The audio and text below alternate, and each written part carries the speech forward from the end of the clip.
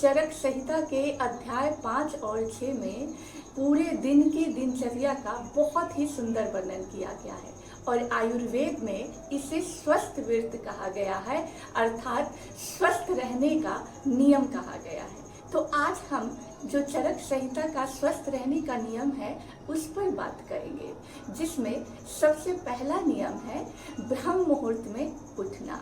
ब्रह्म मुहूर्त में उठना अर्थात सूर्योदय से लगभग 1.5 घंटे पहले उठना, अर्थात 4:30 से 5:30 बजे के बीच अगर आप उठते हैं तो वो ब्रह्म मुहूर्त कहलाता है।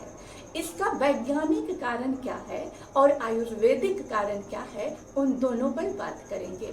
जब आप ब्रह्म मुहूर्त में उठते हैं सूरज के उठने से पहले, तो उस समय वातावरण में ऑक्सीजन की मात्रा बहुत अधिक होती है, साथ के साथ वायु जो है वो प्रदूषण मुक्त होती है, जिससे आपका मन मस्तिष्क शांत होता है और शरीर के जो वात दोष हैं वो बिल्कुल शांत होते हैं। और जब आपके शरीर के वात दोष शांत होते हैं तो आपके शरीर के जकड़न, जोड़ों के दर्द सभी शांत होते हैं, कब्ज की समस्या नहीं होती है, जिससे आपका पेट भी साफ होता है, मन भी साफ होता है और पूरे दिन के क्रियाकलाप में आपको जरा भी आलस नहीं आता।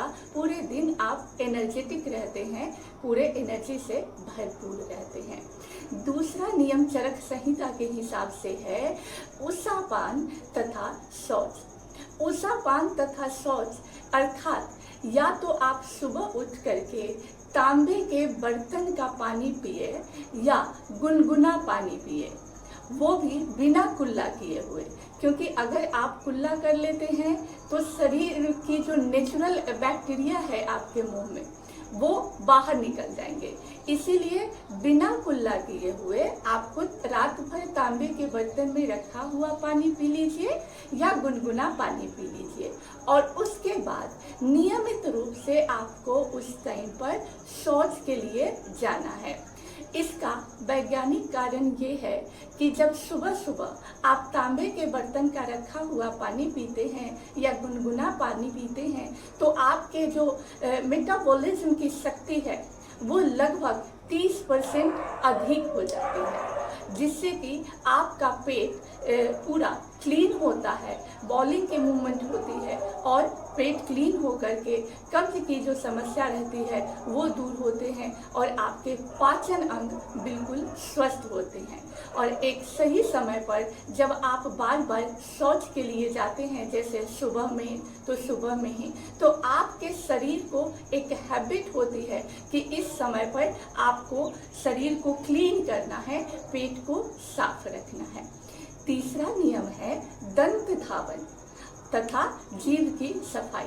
अब आयुर्वेद में कहा गया है कि दंत धावन की जो क्रिया है वो आपको जो कड़वे पौधे हैं उसके साथ करना चाहिए। जैसे आप देखते हैं कि आयुर्वेद में कहा गया है कि बबूल की लकड़ी से या नीम की लकड़ी से जो कड़वे होते हैं उनसे दांतों की सफाई करनी चाहिए, जिससे कि जो आपके कीटाणु वगैरह हैं दांत में वो खत्म हो सकें और मुंह में कोई भी तरह का दुर्गंध न रहे, बदबू न रहे। तो अगर आपके आसपास केवल नीम का भी है, नीम और बबूल तो हर जगह उपलब्ध होता है, तो उससे आप दांत की सफाई करें तो जो मुंह से बदबू आते रहता है वो भी दूर होंगे और दांतों में कीटाणु वगैरह नहीं लगेंगे, दांत साफ होंगे।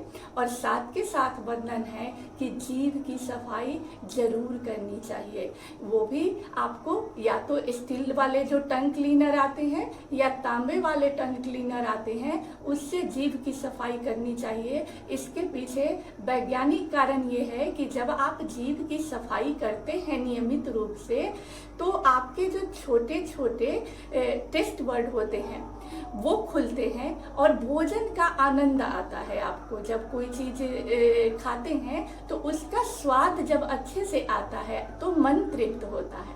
तो इसीलिए दांत की सफाई और जीभ की सफाई बहुत ज़रूरी है। ये जो महंगे प्रोडक्ट आते हैं जैसे कि पेस्ट, टूथपेस्ट वगैरह, तो वो सब और ज़्यादा हानिकारक होते हैं, हानिकारक केमिकल से भरे होते हैं, मीठे तत्वों से। तो उनका सेवन की जगह अगर आपके लोकल में कुछ मिल रहा है तो उनका सेवन करें तो ज़्यादा अच्छा है। अगला जो हमारा नियम है स्वस्थ व्रत में वो है गंडूस क्रिया। गंडूस क्रिया कैसे करना है? मुंह में एक छोटा चम्मच आप तेल डाल लीजिए, चाहे नारियल का तेल डाल लीजिए, सरसों का तेल डाल लीजिए या तिल का तेल डाल लीजिए, नेचुरल तेल होना चाहिए। और उसको कम से कम 5-6 मिनट तक ऐसे भर करके कुल्ला करते रहिए, अंदर ही अंदर उसको कुल्ला करते रहिए। इसके पीछे साइंटिफिक रीजन ये है कि इसको करने से मुंह के जितने कीटाणु हैं बैड वाले, वो आपके खत्म हो जाते हैं। आपके फेस के पूरे मांसपेशियों की एक्सरसाइज हो जाती है, आपके चेहरे की एक्सरसाइज हो जाती है। तो चेहरे पर इससे आपका गजब का चमक आता है और कभी भी मसूड़ों से संबंधित या दांतों से संबंधित कोई भी रोग आपको नहीं छूता है। अब अगला जो नियम है वो है अभ्यंग, यानी तेल की मालिश। आपको इन सारी क्रिया करने के बाद पूरे शरीर में तेल की मालिश जरूर करनी है। इसके पीछे साइंटिफिक रीजन ये है कि जब आप तेल की मालिश करते हैं तो आपका शरीर जो है वो नेचुरल तरीके से हील होता है, शरीर का रूखापन दूर होता है, मांसपेशियों को, नसों को मजबूती मिलती है। आयुर्वेद के अनुसार इससे आपके वात दोष शांत होते हैं, मन मस्तिष्क शांत होते हैं। तो पूरे शरीर की मालिश जरूर करें। अगर आपको समय नहीं मिलता है तो कम से कम आयुर्वेद में कहा गया है कि सिर की मालिश, यहाँ कान की मालिश और पैर के तलवों की अच्छी से मालिश जरूर करनी है आपको। तो आप देखेंगे जरूर अभ्यंग अर्थात तेल की मालिश करेंगे। कोई सा भी नेचुरल तेल जो आपके घर में उपलब्ध हो, अगर सरसों तेल या तिल का तेल मिल जाए तो वो बहुत अच्छा प्राकृतिक गुण लिए होता है। तो आप देख लेंगे जो भी उपलब्ध हो उससे आप मालिश जरूर कर लेंगे। अगला जो नियम है वो है व्यायाम का नियम। व्यायाम का नियम ये कहता है आयुर्वेद के अनुसार कि आपको प्रतिदिन व्यायाम करना है, एक्सरसाइज करना है, लेकिन साथ के साथ उसमें यह भी चेतावनी दी गई है कि जितनी आपकी शारीरिक क्षमता है उससे आधे क्षमता ही आप व्यायाम करें। अर्थात शारीरिक क्षमता से अधिक कभी भी व्यायाम नहीं करना चाहिए। नहीं तो शारीरिक क्षमता से अधिक अगर आप व्यायाम करते हैं तो आपके शरीर का या हड्डियों का क्षय होने लगेगा, हड्डियां कमजोर होने लगेंगी या शरीर दुर्बल होने लगेगा। इसीलिए अपनी शारीरिक जितनी क्षमता है उससे आधी क्षमता के अनुसार ही आपको व्यायाम करना चाहिए। अगला नियम है स्नान का नियम। आयुर्वेद कहता है कि अगर आप हल्के गुनगुने पानी से या नॉर्मल ताजा पानी से नहाते हैं सिर के ऊपर से तो मन मस्तिष्क बहुत शांत होता है, वात दोष शांत होते हैं, स्किन आपका अच्छा होता है। लेकिन साथ के साथ ये भी चेतावनी दी गई है कि कभी भी ज़्यादा गर्म या ज़्यादा ठंडे पानी से आपको नहीं नहाना चाहिए। या तो बिल्कुल ताजे पानी हो या हल्के गुनगुने पानी हो। क्यों? क्योंकि जब आप ज़्यादा गर्म या ज़्यादा ठंडे से नहाते हैं तो आपके स्कल्प जो है वो डैमेज होने लगते हैं, आपके स्किन खराब होने लगती है, आपके बाल झड़ने लगते हैं। तो इसलिए नॉर्मल पानी से शरीर को अच्छे से रगड़ करके जो प्राकृतिक कुछ है, बेसन, हल्दी या मेथी का लेप लगा करके नहाना चाहिए। तो आपका स्किन चमकदार और स्वस्थ रहेगा। अब अगला जो नियम है वो है भोजन का नियम। और भोजन का नियम भी बहुत ज़्यादा महत्वपूर्ण है। क्यों? क्योंकि अब तक हम बाहरी सफाई कर रहे थे और जो भोजन का नियम है उसमें हम अंदर अपने शरीर के डाल रहे हैं कुछ ना कुछ, है ना। तो भोजन का नियम ये कहता है कि जब तक आपको पूरी तरह से भूख न लगे तब तक कोई भी चीज़ नहीं खाना चाहिए। अर्थात आप कहीं जाते हैं, कोई कुछ दे देता है तो हमेशा इनटेक नहीं करते रहना है। जब अच्छे से भूख लगे तभी आप कुछ भी खाइए। अगला है भोजन के नियम में कि जब भी आप गरिष्ठ भोजन करें तो हमेशा दोपहर के समय ही करें, क्योंकि दोपहर के समय गरिष्ठ भोजन करने का, भरपेट भोजन करने का वैज्ञानिक कारण और आयुर्वेदिक कारण ये है कि दोपहर के समय जो आपके पेट की अग्नि है वो सूरज के गर्मी के कारण अपने चरम पर होता है। तो जब सूरज के गर्मी के कारण पेट की अग्नि चरम पर होता है तो कुछ भी खाते हैं आप, गरिष्ठ भोजन करते हैं, हैवी भोजन करते हैं, तो वो आपका अच्छे से पच जाता है। मेटाबॉलिज्म उस समय अच्छे से काम करता है, उत्कर्ष पर होता है।